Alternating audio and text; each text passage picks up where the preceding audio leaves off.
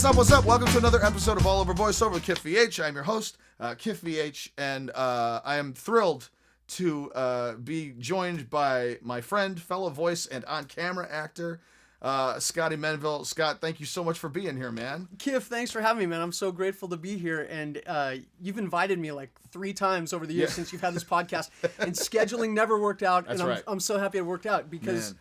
as I was telling you off the air, I've listened to every episode of this. A lot of my friends have been on, and it's a cool thing that you're doing. Oh, thank you so much, man. I'm just thrilled to be able to. I feel like we were just talking before I started recording about like some of our favorite conversations that we had heard and people that we've worked with and how that process worked and stuff. But I just feel completely illuminated in so many ways by people coming in and sharing their stories and process, and I don't know. Well, you're that way. Like even, I mean, whatever. Not to like.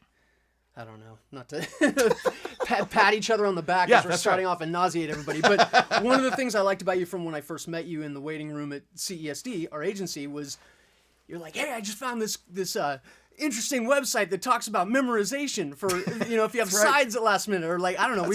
We've always like kind of throw processes back and forth. And so it is illuminating. I get, some actors don't like to talk about technique and process, but I find it all fascinating. Everybody's got their own way. Right. And it's all interesting. I agree. And I think I can learn, you just learn so much from from not only what works for, I mean, I don't know, sometimes like, it was the first time I studied with Fraley back in Chicago, and he would say like some little tip or trick. He's got a book of tip or tricks. Yeah.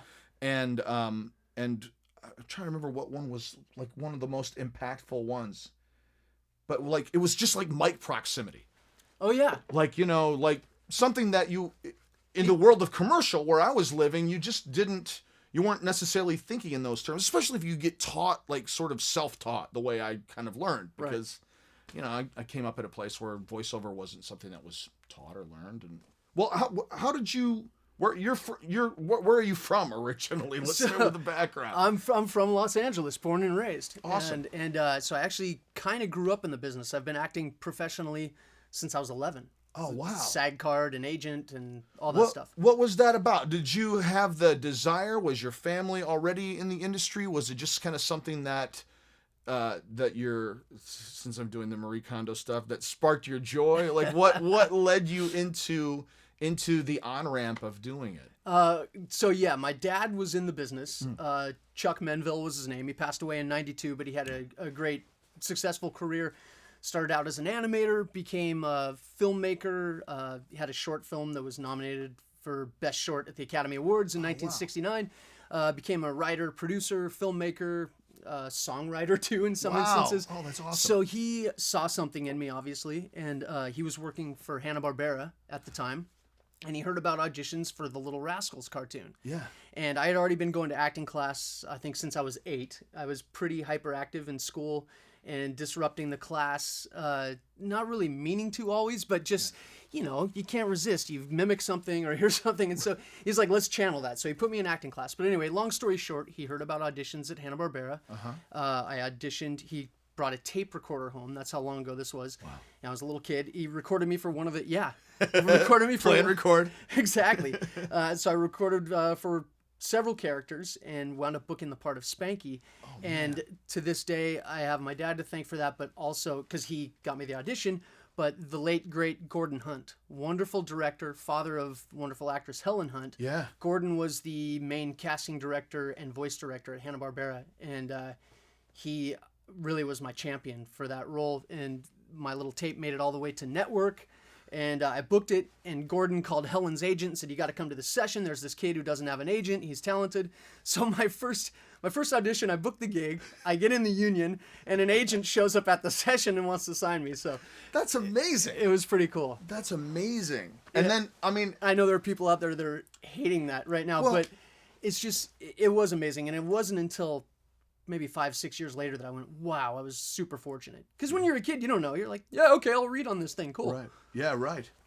But the thing is too, you can get in the door, but the most important thing is like you can get in the pool, but can you stay in it? Exactly. And it's not like they're handing you roles for things. You're always constantly auditioning, and you're always having to constantly So I just saw a thing that Bob Bergen had posted on Facebook today about like I've had to audition for Porky like 5 times. Yeah. I'm lucky to have been able to do it, but you know, you are always, no matter what stage you are or how much people assume certain things about where you are in your career, you're constantly having to adapt and strengthen your skill set. Absolutely. You know? Absolutely. It's always a process of growing.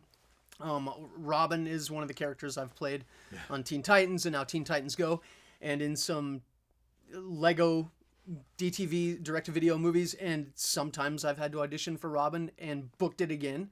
And sometimes they call with a straight offer and I get to do it, and sometimes I've auditioned for Robin in other areas and haven't gotten it. Yeah. And you know, our buddy Rob Paulson talks about, I don't know how many Emmys he's won, but Right. The guy's won a bunch of Emmys and he's still out there auditioning, and you know. That's it.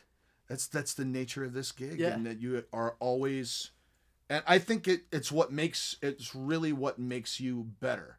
You know, I think auditioning is that I don't know. I love it. I love auditioning. I love the crucible of it. I love the pressure in a way. I love it too, and one of the things you and I both do on camera as well. So usually a lot more work goes into prepping an on-camera audition than a voice audition because you have to be off book and all that stuff as well. Right. So I heard a pretty well-known actor one time in an interview talking about how he'd put in 6 hours on something for an audition and didn't book it and felt like, well, I just lost 6 hours of my life. And I don't feel that way at all. I feel like if I put in 4 hours, 6 hours on an audition and I don't book it, that's 4 or 6 hours that helped make me a better actor for the next one that I'm going to book. That's right. Oh, that's so true. And that's the nature of your relationship that you're building with casting directors. Sure. That it's not so much about, and you know, by that extension too, like ad agencies, and like if you read on a spot for Evian water, and you might not be exactly what that casting director is looking for that moment, if they still like your read, but you happen to skew towards we're looking for someone in their 40s and you sound in your 30s.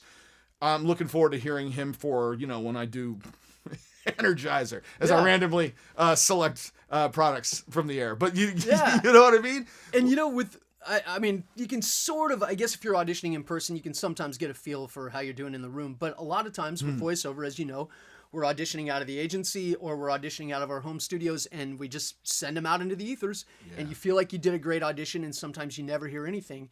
And you can start to second guess that. But I remember booking a radio commercial one time, and I came in, and the 2 ad guys said, oh, we're so happy to have you. You've almost been our guy 5 different times. Oh, wow. It was between you and somebody else, and for whatever reason, it wasn't you, and we're so happy to have you here. So that's 5 auditions where I could have been going like, I thought I did great, and I didn't hear anything. I must suck. Yeah. I'm terrible. I'm wasting my time. Yeah, all that horrible negative self-chatter that, Exactly. And it's so worthless. And learning how to just say, you know what I sent is my best for this today. Yeah. And it's going to be all right, and trust that, you've heard me say it all the time. Like, I don't believe that this is about rejection. I think it's about not being selected for certain things, and that people truly are championing you. Yeah. Like when you hear that a casting director, when I booked Denny's, someone told me that the casting director, Kim, at O'Connor Casting, like found out I booked it and cried. Oh. And you're like, why?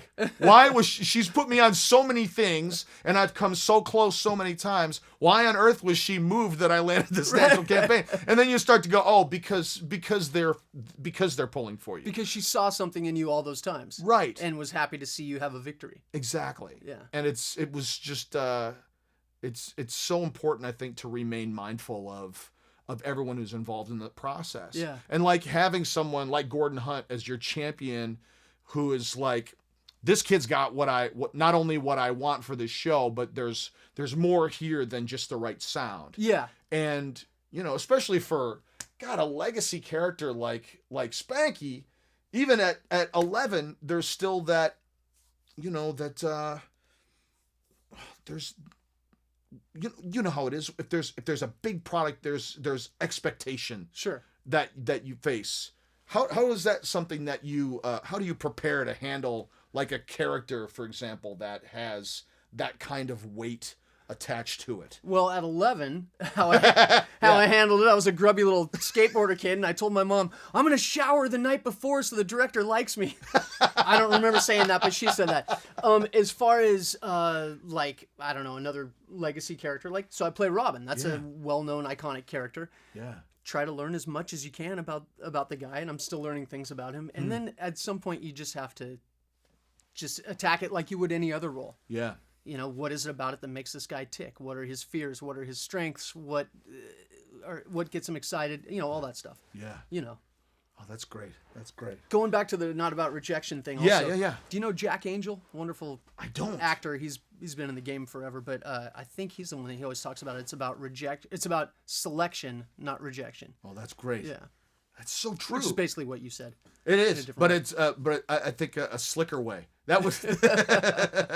Tell me about. So you said you rode that train for like about 5 years. So going back, so you do the Little Rascals, and you start doing more and more cartoons with Hanna-Barbera, or what was that experience being in there and the kind of, because we're roughly the same age. Yeah. I came up watching, really falling in love with animation, and a lot of the shows that you worked were shows that were very inspirational to me and to my brothers, and I mean a lot of the people in our audience. So what was that environment like, and both in doing that work, but then also like being in there? What was Hanna-Barbera? What did it smell like? Like what was the vibe of that place? The vibe of Hanna-Barbera was very, I mean, as a kid coming in, it seemed like a very positive, very creative place. Also, because my dad was a writer-producer there, I would sometimes come in when I wasn't recording, and I would get to go look at the guys doing character designs and look at the guys cutting sound effects. And, you know, on the walls were pictures of Hong Kong Phooey and Jabberjaw and, you know, Fred Flintstone and all this stuff. So it was really cool. And also as a kid, you know, I'm there. You know, I'd been in acting class, like I said, for 3 years before that, but there's nothing like learning on the job. You know, working with Peter Cullen and Frank Welker and B.J. Ward and Don Messick and all these guys. So, I mean, that helped me build up my chops pretty quick just by watching these cats. What were some of the things that you picked up from those guys? Well, Frank Welker taught me how to turn my script pages, without making noise over the other actors' lines while they were talking. He taught me how to carefully take it from the corner and lift it over. So that was a technical thing. And then I just learned a lot of stuff that's not really tangible, I guess, but like instinctual, like timing, delivery, how to hit a word, how not to, I don't know. I admire you guys who can kind of teach and put this stuff into words, because a lot of it's instinctual for me, and I don't always articulate it the best way. But I understand. I think I totally understand. I just learned a lot of instinctual things from these guys. Is it about trusting your impulses, or looking at a script and going, oh, I see what they're doing there, or this sounds funny, or this sounds right, or this is just what this character is doing to get through his day? I think it's all of those things, and that kind of depends on the character. And, you know, sometimes with comedy, sometimes you need to be cerebral and look at, do I need to lift the line here? Is this a comedic turn? Is this a misdirect? What's going on here? And sometimes it is very instinctual, but yeah, I mean, you do improv, you teach improv, you know how important it is to trust your instincts. Isn't it fascinating how you really do have to approach comedy with this, like it's a combination of that freedom and spark and joy and, like, you know, finding the rhythm of it, but then really finding the rhythm and going, like, how can I maximize the rhythm of this line? Like studying, Sherry and I were talking about iambic pentameter the other day. Yeah. She was working up a monologue for an audition over at a theater. And did the monologue require her to do iambic pentameter? Yes. Wow. And it required her awareness of it. Okay. In an interesting way, similar to what you're talking about with timing, I think. Okay. She said, if you look at one line, and it's da da da da da da da da da, right? Is that pentameter? That was right. Okay, but if the line goes da da da da da da, and it leaves it hanging or gives you an extra syllable beyond, what Shakespeare is telling you there is that thought is not a perfect couplet. It's not set right. There's something wrong, and it's in the poetry of the line.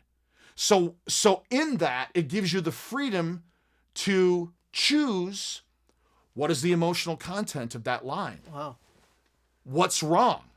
You as the actor decide. But then if it's ba-bum, ba-bum, ba-bum, ba-bum, ba-bum, and it is set, then it is determined that it is clear and polished and powerful, and like this is what it's supposed to be. So like there's this room for this interpretation. It was on Mark Maron's podcast where he was talking to Paul Schaefer, Okay. who was telling Miles Davis' story about playing Around the Root when they were doing when they were playing We Three Kings, and the soundtrack to the movie Scrooged, Okay. where Paul Schaefer was playing ba ba ba ba ba ba ba ba, and then Miles goes, no, play Around the Root, and he was like, play Around the Root, and Miles goes, yeah, don't go. Everyone's gonna expect you to go to that last note. Ba ba ba ba ba ba ba ba. He's like, instead go to ba ba ba ba ba ba ba ba ba ba ba ba ba ba ba ba. Like playing around where you're supposed to go. The expectation is you're gonna go there, but you're gonna dance. You're gonna mess around. You're gonna explore what that space is, right? Yeah. That hearing that little story, and why I took up this real estate to share that story too, is like I feel like that's such an interesting way of bringing some life and a space for your improvisation, a space for your comedy. Yeah. You And I know? think that example right there is what makes, you get 20 actors, 20 good actors to read on the same thing. You're going to have 20 different interpretations of maybe that line because everybody's going to bring their own thing. So that dancing around the root or whatever you call playing it, around the root, playing yeah. around the root is, I think, what, your individual instinct can bring to it and bring something different, hopefully. That's an interesting story. I agree. That's super cool. So when so you mentioned in your time frame about 5 years doing that space. What happened next? What was the next shift for you from transition from kid to young adulthood? Were you what was that process? I just thank goodness, man. Knock on wood. I've just always worked as an actor, so voiceover and on camera. So I just kind of kept on working and auditioning for different things and booking different things, and now here I am, a grown up still working. So That's so great. yeah, I didn't really answer your question. I don't No, think. that's all right. That's okay. Well, like I don't want to bore the listeners with. So when I was 9, No, I understand what you mean though. I mean, like if there's to be able to maintain this transition from between ages and to be part of that stuff. How did you get yourself into the on-camera world? What was that experience like? So the agent who signed me from that voiceover job also signed me for on camera. And started sending me out commercially, and I started booking commercials, and then that turned into sending me out for guest roles on TV shows and that sort of thing. And so I started booking on camera stuff. Awesome. And then, from there, I wasn't with that agent forever, wound up going to another one, but I was in the mix and had some credits and that sort of thing. Do you find is there a difference in your approach between your on-camera and your voiceover work, and what is the nature of or like do you have how do you approach things differently if you do? I feel like with voiceover, usually pretty quickly, if I'm looking at sides to audition for something, pretty quickly I can kind of figure out like, okay, this is that guy. I've got a strong take on this, and whether it's right or wrong, I've got that take. Theatrically, on camera, I seem to need to. My process is to take a lot more time, try different things, explore more. But it's all basically the same thing. Who is this guy? Who's he talking to? How does he feel about who he's talking to? How does he feel about what they're talking about? What's the proximity of the person he's talking to? Are they 10 feet away, or are they right next to him? All that stuff that we start to break down when we look at something. Yeah. How do I feel about, I don't know, whatever, all that stuff. I think I just said. How about you? Do you approach it all the same way, or is it different? I feel like I would. I don't know if I would have more success if I did or not. Sometimes, like I'll feel like with the on-camera stuff, I feel like I get it quicker. Oh, with the on-camera stuff. Yeah. Wow. And I think it's because the space I'm in right now is essentially I'm in a co-star. occasional guest star space. And for those of you who don't know the distinguishing nature of that, like a co-star is like a 5 or 6 line guy comes in, well, Captain, things look pretty rotten, but yes, sir, 475. All right, thank you very much, and have a great day. Thanks for stopping by Texaco. Whatever that might be. Right. So I can look at that character and go, I know exactly what his purpose is, what he's doing, why he's there, Whereas in a animated piece, like even if it could be the exact same type of character. Okay. And I don't know if it's because I want it more, or like, you know what I mean? Yeah. Like if that gets in the way, or I have to just do, I don't know. Interesting. I want to touch on what you said about the co-star thing for on camera. Sometimes, as you know, those are harder to audition with than a guest star because there's not a lot there. There's very little. You got to make strong choices and figure it out and build a life so that you don't look like just an actor coming in and saying, your car just got towed, sir, or whatever. You got to come in and have a whole life. And whatever work you're putting into that, man, you sell it. Like I came up to you after I saw you in Nightcrawler and I said, dude, did you have a bunch of scenes that got cut? And you said, no. I said, you had like a whole life there for that dude. Oh, thanks. And so yeah, whatever you're doing with that approach, keep doing it, man. I love it. I wanna bring more of that to my VO stuff. I do. I mean, I do feel like you're freaking Han Solo, man. Yeah, I'm Han Solo. So I have to stop like I'm learning to be like, don't sit here and undersell yourself. You do it. You have to kind of accept a certain level of you look at your IMDb credits or your page or your level of work and go, I mean, as much as you're like audition and get prepped and go on to the next thing, there is that space of, wow, we lucky few, in a way of being able to carry the legacy of these characters on. Absolutely, man. I feel very fortunate all the time, especially it's never lost on me.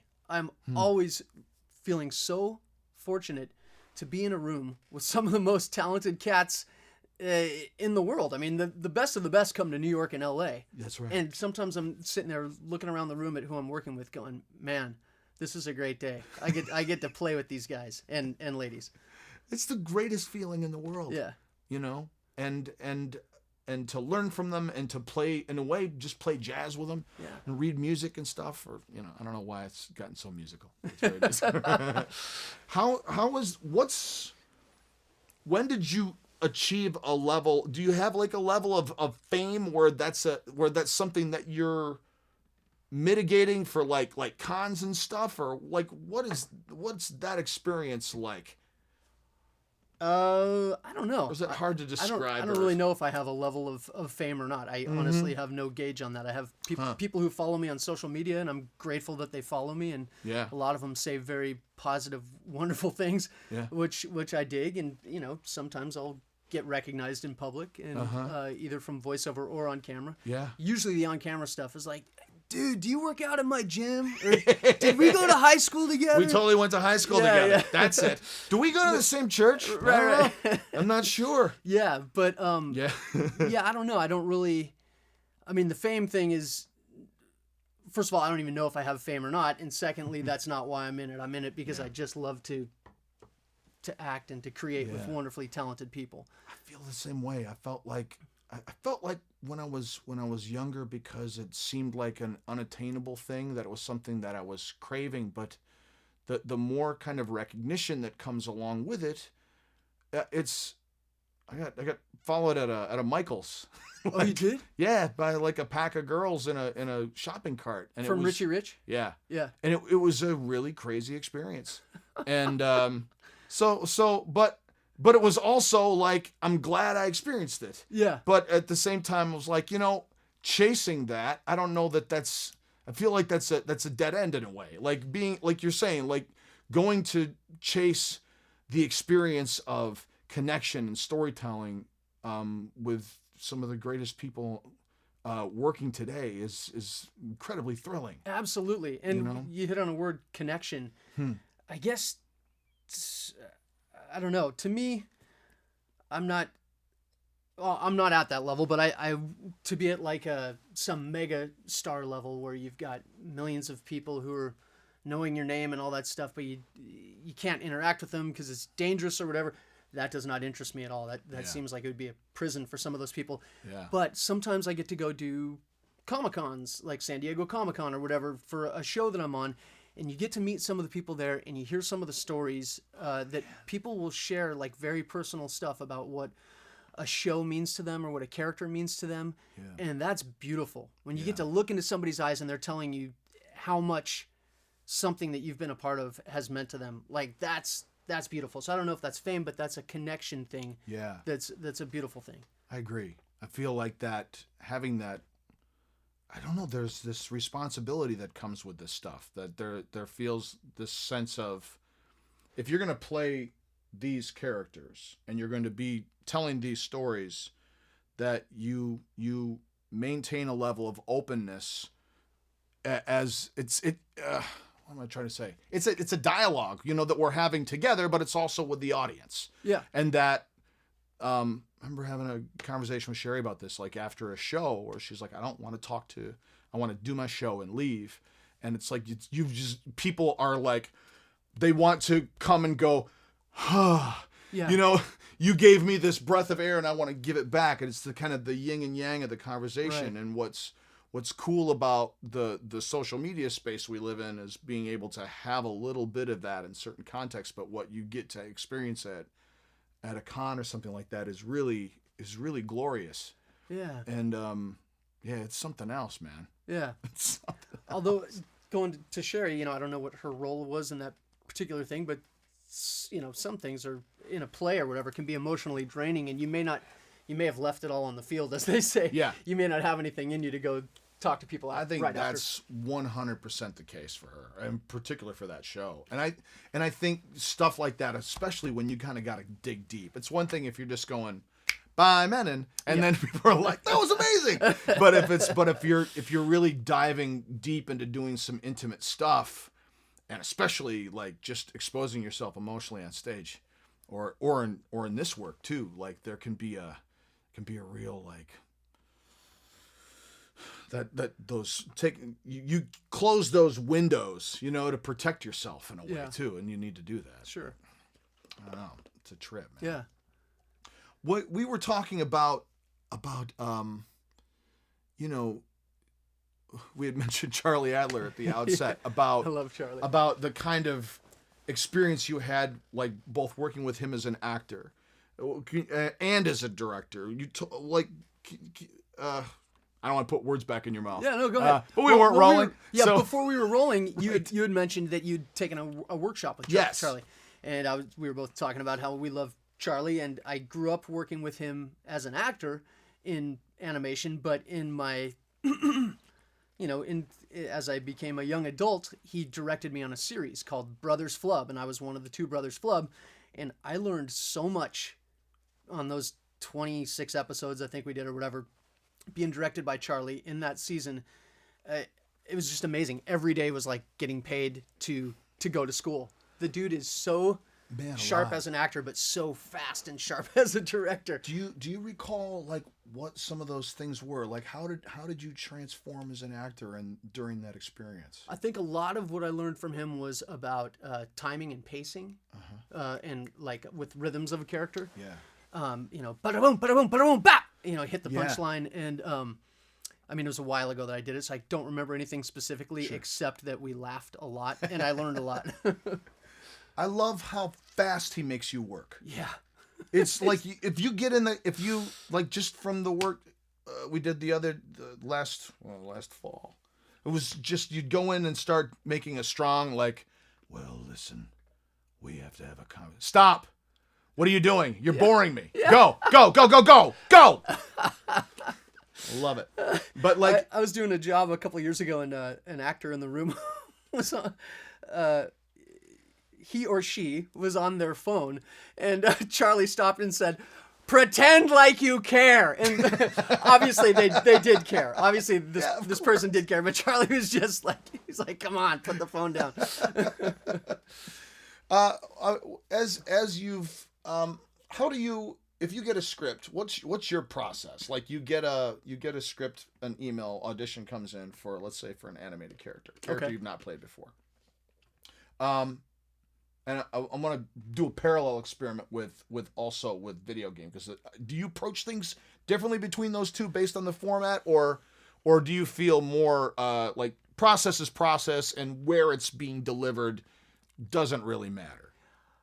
For animation and video game, I kind of put it into the same process. Promo or commercial is a little bit of a different process. Sure. Animation or video game, I approach it the same way. I just look for as many clues as I can about the character. Where do you find those clues? Like, what do you look Hopefully in the description that they give. Now, sometimes in video games, they give so much of a description that it can be confusing to me. So I will actually just start ignoring stuff and just highlight keywords in the description, because they'll go back to, his parents were born on the planet blah blah blah, and a meteor took them away to there blah blah, but he wasn't alive then at this point. And you're looking at the sides, you're like, there's nothing about planet blah blah blah. Right. So I don't need to know that for these sides. It's just confusing me. But I will look through at certain keywords. He's headstrong. Okay. Boom. Or he's unsure of himself. Okay. Well, and also, first of all, what's the age? Look at things like enthusiastic, positive, optimistic, or nervous, doesn't trust anyone. I look at things like that. And then I'm a physical actor in voiceover, so I almost always stand when I work. Yeah. And depending on which character I'm voicing, I will take on different stances, whether it's in an audition or a character that I'm doing.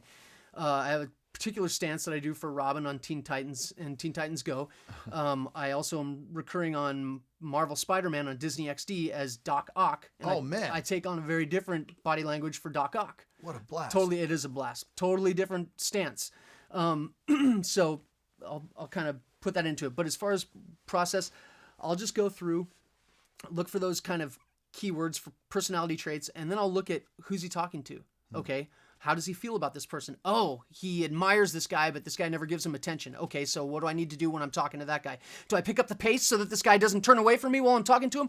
Or do I not really care about this person I'm talking to, and can I talk slower and kind of just sort of swallow the end of my sentences? Whatever. If you get it, you get it. If you don't, you don't. And then what are we talking about? How do we feel about what we're talking about? That's sort of my general process, and then I start to fine-tune and nitpick, and also get technical. Do I need to lift the end of this line, or do I need to drop down? Do I want to ad-lib something here or not? What's the project? Are they open to ad-libbing or are they not? If not, boom, I'm sticking to the script. How do you know how much they're open to ad-libbing or not? Is it sometimes I don't. Trial and error? Sometimes I don't, and I'll take a risk, but I don't ever ad-lib just for the sake of ad-libbing. Yes. I only ad-lib if I feel like it can add something to the line. Because some skilled writer who's worked very, very hard on this has written this line, and I'm not going to come in and try to change it just to make a lateral move. Yes. No point in that. Do you when you read the whole thing down, do you start with just description and start looking for words that resonate with you or make sense, or do you read top to bottom all the way through the script, get the sense of the story, then go back and get a sense of the character, or is it more once I've read the script I get it? Or does it go, you know what I mean, in terms of order? Do you what's that part of your approach in terms of what you just described? It's a good question, and I just had several auditions that I did over the last couple of days that were for animated things, and I treated some of them different from the others. There was one that I read through once only, and I'm like, I got this guy. Yeah. Now, that could be me being arrogant and stupid, but I felt like I had that guy. Yeah. There was another one where I read the description over 3 different times before I even started looking at the script. Then there was another one I read the description once, read through the script once, started writing down as I was going, writing down notes, instincts. Oh, I'm going to write a gasp here. He should gasp at the end of this. Went through it once and then came back after I had the gist of it, read it again, and might have said, oh, okay, it's not appropriate to gasp there, even though that was my instinct, crossed that out. Here's my instinct that I jotted down over here. Yes, that's a good one. I'll keep that. And then you start to fine-tune stuff. So I kind of attack each one differently because each project is its own beast. And they're going to give you a radically different thing based on how much they want to. Yeah. Even if it's like Soldier. Totally. You know? And yeah, you mentioned Soldier. So like in the case of video games, I'd mentioned before, sometimes they give you so much description. Yeah. Sometimes they give you none in video games. Yeah. You're reading for Soldier. He's 20 to 30 years old. Okay. And he's a soldier. Does he want to be there? Is he afraid of battle? What's his deal? Doesn't say anything about that. Right. So you start to look at the lines and just make a strong choice and go. Yeah. It's so wild. That's fascinating to hear, like what your technical process is too, of like how to find. I hear people talk about clues, but never the specificity that you just outlined of, I'm looking at this word and discovering whether this word leads me to make this choice, or this choice. Yeah. Like that was really insightful. And sometimes I think, thank you. I think instincts are important. So a lot of times on my first pass reading through, I'll jot down an instinct. Then when I come back to it after, I think I'm repeating what I just said, but sometimes the first instinct isn't the best after I've gotten all the info, but I don't want to forget the instinct, so I jot it down as I'm going. That's great. I do a similar thing with the on-camera stuff. Like that's like Amy Linden has this whole series where you take the copy and go beat by beat, but the end of the day, the script looks more like you wrote it than anything typed on there, and the amount of time you spend with every piece of copy, it's like you were talking about before. It's like I spent 4 to 6 hours doing that. I don't know. It can be exhausting, especially if it's like 8 p.m. You've got the kids down, and you're like, okay, now it's time to finally get to my work. My on-camera approach, my sides look like that too. And as a matter of fact, I was at an audition, I guess about a year ago, and some casting associate said, "Oh, we ran out of sides. Can I copy yours for somebody else?" I said, it looks like hieroglyphics. You're not going to want mine. I showed them, and they went, oh, "Okay, thanks. I'll ask somebody else." Right. But I also feel like doing that for the on-camera stuff somehow makes it more mine. I feel like, okay, this is more my character because I've put my stuff, my mark all over this, Yeah. I've never said this to anybody before. Then maybe I don't know. At the end, I will write down how in the top corner in pencil, very small for an on-camera thing. Yeah. I'll write down all the time I put in on it. Okay, I put in 4 hours and 35 minutes on this, and I think that's a way for me. Yeah. All it does is trigger something in me as I walk in to go, okay, I did my homework on this. I'm ready to go. I did all I could before this Tuesday at 3:15 audition. Yes. Yeah. That's great. I don't know. I don't know why I told you that. I think that's important to keep track of that, because I honestly can't say how much time I put into something. And I don't know if it's equivalent that like when I did Han Solo, my prep to do Han Solo was like, can I find his voice? I'd never done it before. Can I find it? And I spent a good solid hour trying to find it, and then like working through and recording and re-recording and re-recording. Yeah. I remember I was working on Fameless, and the audition was due at 9:30, and it's 6:00, and I'm parked at a rock quarry a half hour before call time. Wow.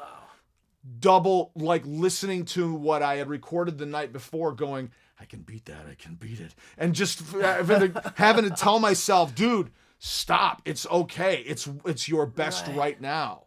At some point you have to walk away, but that's interesting, man. And dude, you're so good at the voice match stuff. Some of you guys, like, I've voice matched celebrities in some films, but I feel like for me, I know right away. Like, I either have this guy or I don't, or I can work for 3 hours on this guy and never get it, or I can put in a little bit more work and nail it.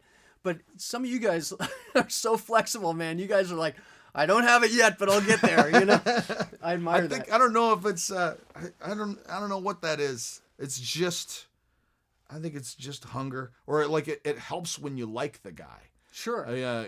Yeah. I mean, the amount of range that you've got. How is your ear? Do you do when you've done it? And we've run into each other like at ADR sessions, which has been super fun. Yeah, we've come in like I'm coming and you're going like, right, exactly. Who are you doing in this? I'm doing awesome. So and so. Oh, sweet, high five. Yeah. So like, what's your process for that? Do you kind of be like, you know what?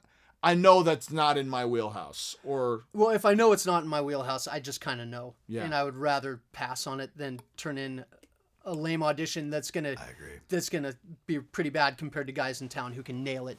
Right. But when I feel like I can nail it, then I will listen to as much as I can of the guy. I will actually watch clips of the guy to see, oh, he's sort of has his top teeth over his bottom lip when he says his S's. Okay, I'm gonna do that. Like, I don't know, there are certain tells with physical characteristics of these guys that help. So I've voice matched a few celebs and it helps. I go on YouTube and sometimes I'll even watch them not acting but just being interviewed. Yes. Which seems to help me. I agree. That's really, really helpful too, just to get a sense of their natural cadence. Like I had something for a British guy doing an American voice and trying to figure out where was his American accent failing. Wow. And where can you creep in a little bit of his Britishness in his phrasing and that kind of stuff. But when you start getting into that space, then you're like, there's probably a room I could clean. You know what I mean? There's something I could really... I don't know, though. That may be what sets you apart. That gives you the extra little edge to book the guy. Well, I hope so. That's awesome, man. That's cool. Do you, with your commercial and promo approach, are you active in those spaces as well? Do you kind of like... Or do you live almost exclusively in the animation, video game, and on camera world, or do you kind of like send me what you got and I'll swing for it? Like, well, yeah, hopefully send me what you got and I'll swing for it. And we're with the same agency, and our wonderful agents will send me stuff. I seem to book more animation and video game stuff, commercially and promo. I do work commercially and in promos, but the bulk of my work seems to be animation, video game. Yeah. That said, I still step up to bat and audition when they send them. Yeah. I'm grateful for anytime I'm getting sent a promo thing or, yeah. Do you have a different process for that kind of work? A little bit. It's more technical. And there are a couple things, and I don't know if I can speak for them, but I did a workshop with Maurice Tobias, who had some wonderful techniques that I use, and then our friend Vanessa Marshall. Oh, gosh, in talking with her, I've stolen or borrowed a couple things from her technique that are also in line with Maurice Tobias's for that promo commercial stuff that has helped me, but I don't want to speak for them. So, I hear you. But yeah, there's little like technical things for that sort of thing. Yeah. But then, I just did a bunch of... a few months back, they had us doing a slew of promos for Cartoon Network in our characters from Teen Titans Go. And that was a different process. That's just me going and being Robin, but reading words like Tonight on Cartoon Network. Right. What's been your principal difference? I can hear the difference between when you're playing Robin on like Young Justice and stuff versus Robin on Teen Titans Go. I'm not Robin on Young Justice. Oh, you're not on Young Justice. No, I meant the original Teen Titans, yeah. So like the difference between how you approach, I mean, obviously the styles of the show are radically different. Right. But like, what was your process in ramp? Which did Teen Titans came first and then Go later? Yeah. What was your process in transforming who Robin is, or did you use your original Robin template character that you created and then modified him for that space, or is it a totally different character in your world? It's not totally different, but it's pretty different. It's a big departure. So we did 5 seasons of Teen Titans, which was a half-hour dramatic animated series. And then we had like 5 years off, and Teen Titans Go came around. So I came into the first session. We didn't have to audition. Thankfully, our producers said, I want those same 5 actors. Oh, wow. Different producers from the first original Teen Titans. They said the show will not work without these 5 actors. And they've said that in interviews. Pretty cool. That's amazing. I'm grateful to... We're all grateful to Aaron Horvath and Michael Jelinek and Sam Register. So, but yeah, I came in to do that, and Teen Titans Go is faster paced. It's a comedy, and so I needed to bump it up. So pretty soon, Robin wasn't as cool, and the funny things were coming from watching Robin lose his mind, and so there's a lot more screaming. He speaks a lot faster. And on the original Teen Titans, Robin never contracted any words. You wouldn't say he wouldn't say we can't do that. He would say, that. He wouldn't say that's a bad idea. We can't do that. He'd say, that is a bad idea. We cannot do that. Teen Titans Go, that's a bad idea. We can't do that. That's so great. There's a lot more hand gesturing and gesticulating with Teen Titans Go. Well, it's also like it's really fun to see your, like you mentioned earlier, how physical you are as a performer when you're doing voiceover work, and to see that now. And I'm not unique. I mean, well, Tom Kenny is. Oh, sure. D. Bradley Baker. A lot of these cats we work with are very physical. It's what was neat about it was how it was as defined and sharp as the lines of the character. Like your movement was just, it was as if you were composing or conducting. It was very, very cool. Interesting. It was super cool. Our animators on Go will come in and watch us record. No kidding. Yeah, and sometimes get inspiration from how we're moving, doing the characters, and then animate it, which is pretty cool. That's so smart. Yeah. That's so smart. And like, I really love how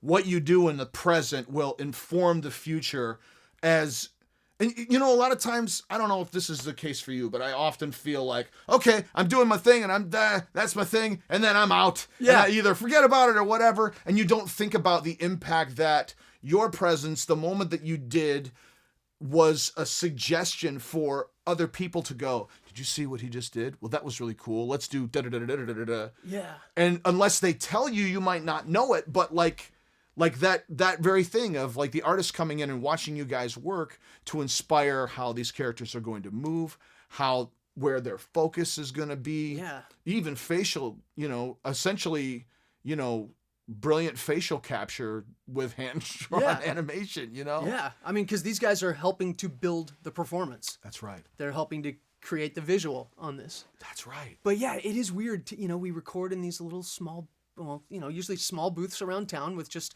our director and a couple producers and a couple writers and our castmates. Yeah. Or if in the case of a video game, just you and a couple people on the other side of the glass. Right. And then you kind of forget about it and move on to the next thing. Okay, I'm done. So tomorrow morning I've got to audition for that thing and I got the commercial to audition for. And okay. And then it always trips me out when like if somebody will hit you up on social media or you meet somebody at a con, they're like, oh, that thing you did and such, and you're like, wait, what? Oh, wow, you saw it? How did you see that? Yeah. Like, because it's out in the world.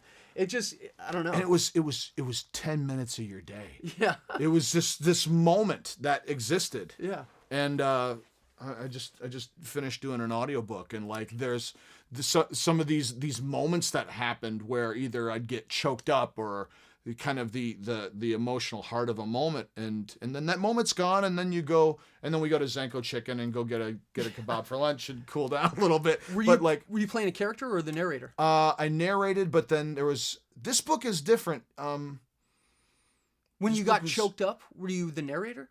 Yeah. And did they keep that take? No. We'll go back. Yeah. This chunk I could not get through. I've gotten choked up in, because like in a video game they'll use it. Like, sure, I did some stuff in The Walking Dead, and like and that there was a couple pieces where I didn't have to work to get there emotionally. It was just really beautiful stuff, and the guys at Telltale had already recorded Melissa, so I was acting with her recording. Yeah, which was it was a remarkable experience. Yeah, a lot of times in voiceover, you can't fake it on camera, but in voiceover we can bring the emotion to sound like we're crying, and you're feeling the feelings, you're feeling the sadness, you're keyed into that, but you're not always crying. Yeah. There was one thing I did one time, an anime film called Tekkon Kincrete, and I played a character called Black in it, and I remember there was a part where he's talking about the other character, White, and I don't remember the lines except I remember saying White cries. I think it's my thoughts that you're hearing. I haven't seen it in a while. Okay. White cries, but I actually cried on that line in the booth. And they used it in the thing, and it's cool when that happens, Really like, wow, that sounds really weird. And the reason it sounds weird is because I was actually crying on that line. Yeah, I love how that stuff. It's like Walsh talks about the true tell, and like I was just listening to that episode with Dave just the other day, and that's a great episode for anybody who hasn't heard it. Boy, yeah. The stuff he says, and it's right on the heels of the election, and there's just so much going on in that. But like, that when the emotion becomes so much that it just modifies, that's where you're feeling it, and that's where it's true, and that's where it's not that you need to cry on everything and like and like I said, we went back over and redid it, and it took a while to get through it because it was like, I mean, It was tough, man. It's like the book hasn't been released, so I can't talk too much Sure. about it. But it's one of those. It's happened in other. Very rarely where it happens in a book where I'll get too choked up. Yeah. But this one was something else. Wow. But like I love that feeling because I don't get that often, you know. Right. Where especially in the commercial space where it's like, you know. Except Nike spots. Nike spots will always get you. Hey, your tag's coming in at 1.3. Can you shave it down to 1.1 and keep crying? Okay, thanks. Like, all right. Hang on. Whenever you're ready. Yeah. But we do have people coming in. Right. All right, no problem. I'll get them. Wait, I'm sorry. Hang on. Yeah, the tuna salad for lunch. Okay, Kiff, go. Cry. Thanks. Guys, I'm sorry. The talkback is still on. I can hear you guys in your conversation. Oh man. I love the insanity of this job, man. It's great. It is crazy. It's never the same day. What are some of the moments over the course of your career when you reflect on stuff that have struck you as being, I don't know, transformative, but like, and not even favorites, because favorites are different from top moments. Yeah. You know what I mean? Like I could say, oh, favorite moment from X and so. It's not even my favorite project, but one of my favorite moments that happened. Just to share was like it was an audiobook. And it wasn't necessarily a really big deal. And it was around kind of what we were talking about. Yeah. But it was a book called The Bright Edge of the World. And 3 different narrators were doing chunks. So the chunk I was doing didn't have anything to do with what happened. But I was reading this section. And then the mixer, the engineer, Dennis Ko, over at Illiterati, or Literati Audio, stops me. And he's weeping. Wow. And I'm like, are you okay? He's like, I'm sorry. He's like, you just said something that paid off the other part of the story that was really, really emotional, and I'm going to need a minute. Wow. And it was such a cool moment to be completely unaware of how it was going to affect the audience. Because so often in that context, it's like, that was a little slurry. Let's go back. Sure. Have you done a book? Yeah, a little like here and there. Yeah, it's some heavy lifting. So it's like it's that feeling of like, Yeah. Okay. But I mean that moment sticks with me still of like, Yeah. you know, it's just cool and surprising. That's a beautiful moment. What are moments like that you've experienced? Well, I'd have to say, one that comes to mind, a moment that really touched me, was I recurred on a TV show back in the day called The Wonder Years. Yeah. And they sent my character off to Vietnam. And then the last episode I was in, my character came back from Vietnam the next season and was having a hard time fitting in. And they find my character. There's a big high school football game, and they find me on the baseball field, the empty baseball field, in my underwear, crying. And, it's like, what happened to your clothes? And I say, nothing seems to fit anymore. This guy's having trouble adjusting to life back in the States after being in the Vietnam War. Yeah. And it was a crying scene and this and that. And when I finished the crying scene, I think his name was Skip Cook, the key grip. I think he was the key grip on the show. He came over to me and he's like, just want you to know, he's like, I was a Vietnam vet and so-and-so, and he's pointing to crew members around. He's like, so-and-so, so-and-so, and so-and-so. We're all in Vietnam at different times. He did 2 tours. He did 1. He did, whatever. He's like, we all think you're doing a great job. You made us proud. I was like, dude, like when you just said that, that's the first thing that came to mind. That was like, I don't, I don't need a casting director to go like, hey, we brought you in because of that episode. Like, that's all I needed right there. That's right. And then another cool thing, I did a movie as a kid that I had a pretty big part in. I was in there for the whole shoot. And I met, there were a lot of kids in this movie, and I'm still dear friends with a lot of those guys to this day. So that's awesome. A special thing. Like, you just never know where this business is going to take you, man. Right. My friend Patrick Day and my friend Andrew Woodworth and some of the other cats from this film, although those are the 2 guys I'm closest with, but especially Patrick Day, from a movie I did when I was a kid. We're like just tight friends, 30 years later. It's the greatest. From something we worked on as little, snot-nosed kids, man. It's so great. Like those moments that, while what we're making is this product that people enjoy and consume and have a completely different experience from, like, I feel like my relationship to those kids doing Richie Rich, of like, how do you go into this process as the adult in the cast? And I was resolved to be like, you know what, I'm gonna I'm going to make sure that I treat these guys like I'm not their dad. I'm not their camp counselor. I'm their castmate. And I'm their older castmate. And I've had relationships with guys who are much older than me on shows and plays that we've done and that kind of stuff that where they mentor in a different kind of way than a parent or a director or a showrunner, you know, or even a prop guy who's like, you know, kind of there, you know?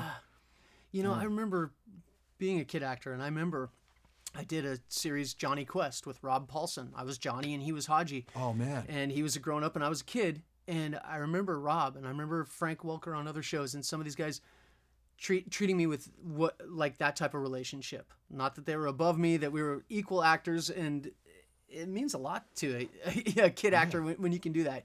You're there to give advice if they ask, but you're not there to parent. And right. Yeah, that's a special thing. That's cool that you did that for those kids. Yeah. Thank you. Yeah. I'm really glad. Sorry that hit me.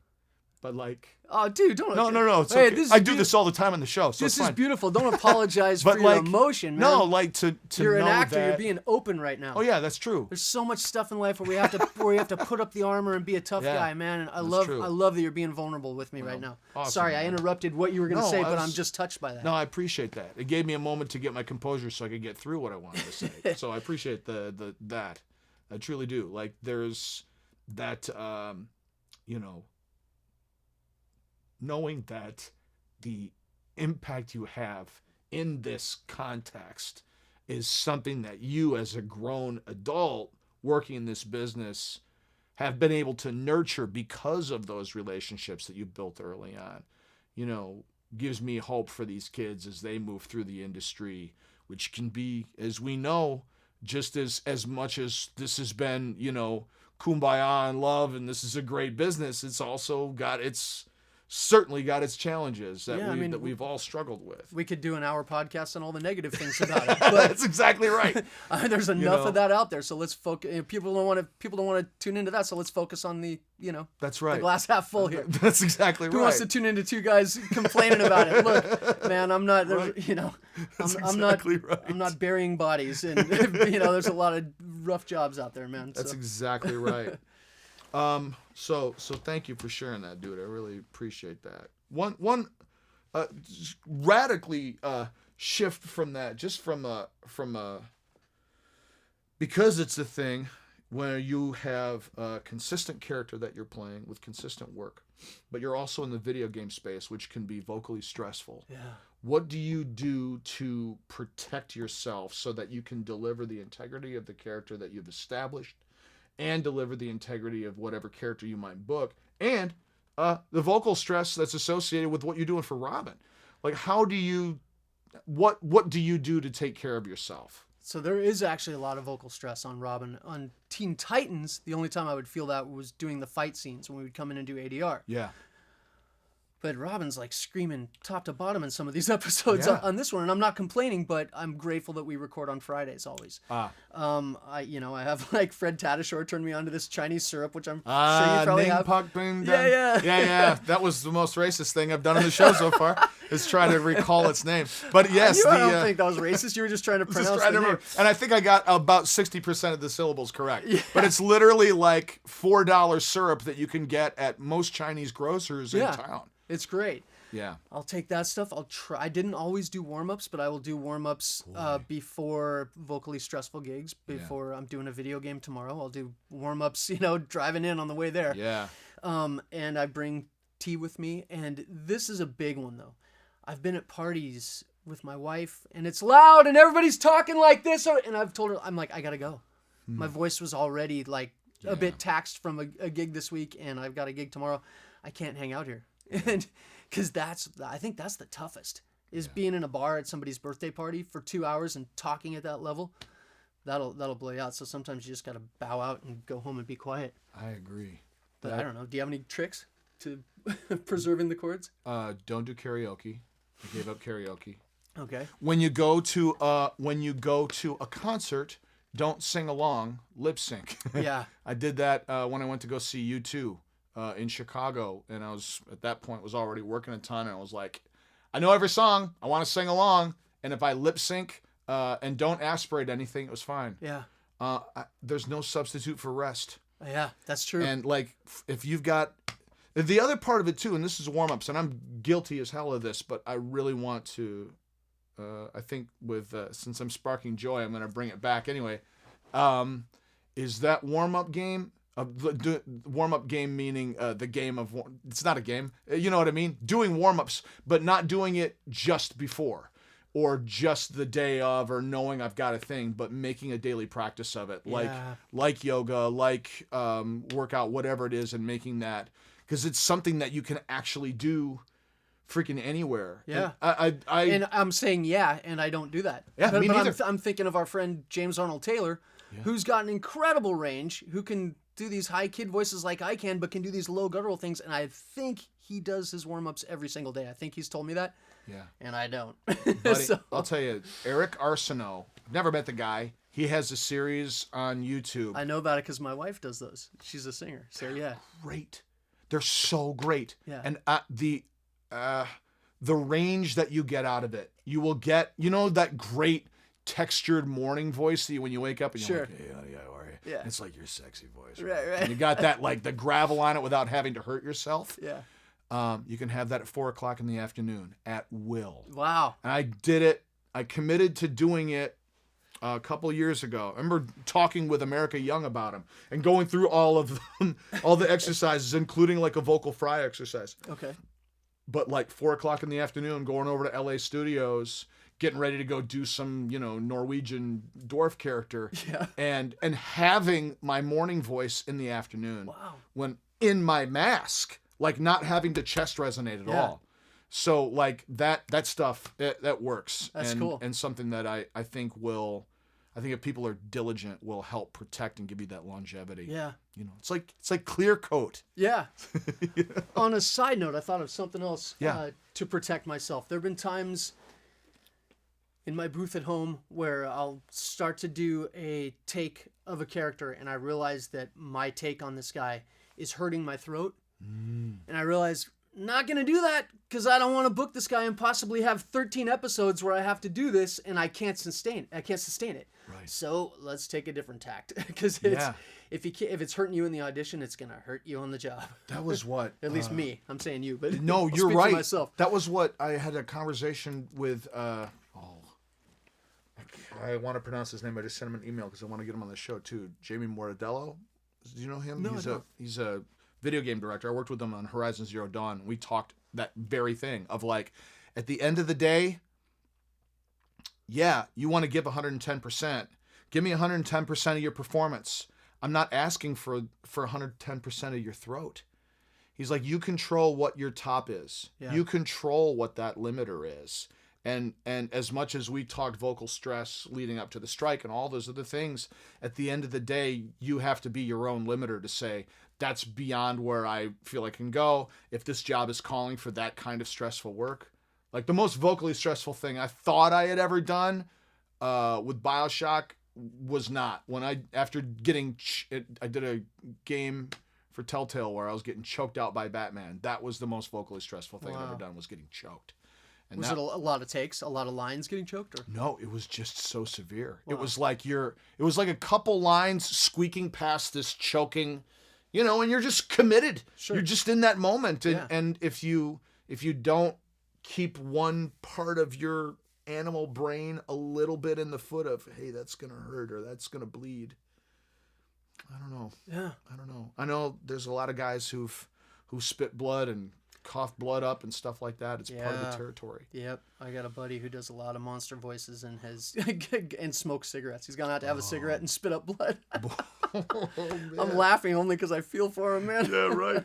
Oh, man. You know what I just realized, for however long we've been talking, at times I've been like talking loud because you're about 6 feet away from me. And I'm realizing I should know how to work a mic. I could just, Kiff, it all started when I was 11. This is how it was when we were back over at voiceover at the other place, at Global Voice Broadcasting. Did you have to play to the mic? Well, the mics were right in between us, but okay. this placement is really nice, and it gives plenty of room, and I can see you fully. Yeah. And you can bask in my glory. Yeah, it works out perfectly. rocking the Superman shirt. How can people find you on social media? Are you active on social media? Yeah, there have been times where I've gone dormant, but yeah, I'm right now I'm active and enjoying it. Awesome. You can find me on Instagram at Scott Menville, and you can find me on Twitter at Scott Menville.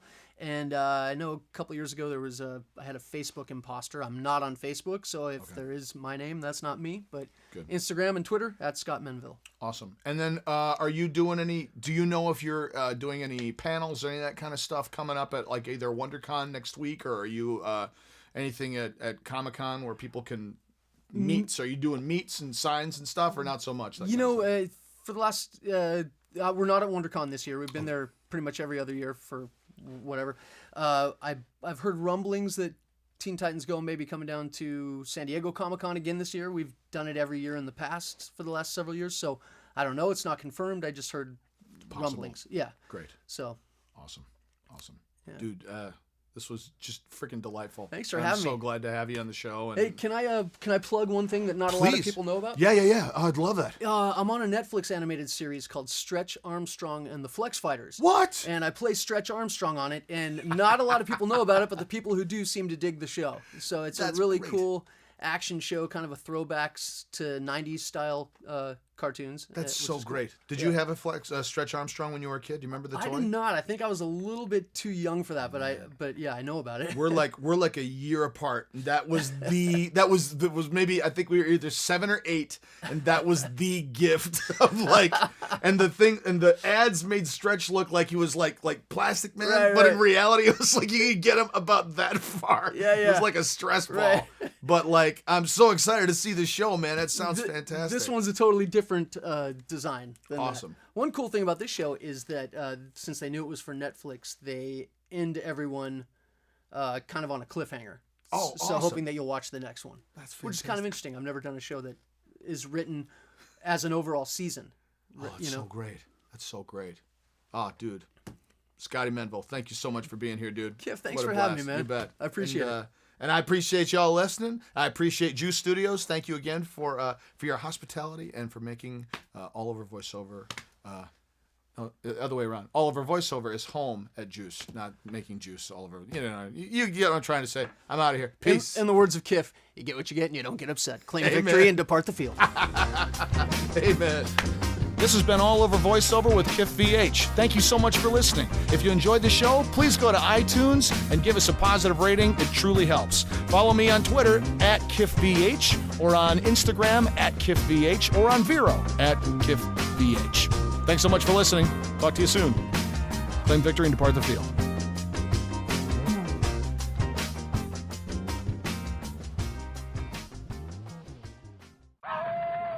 Werewolf? There,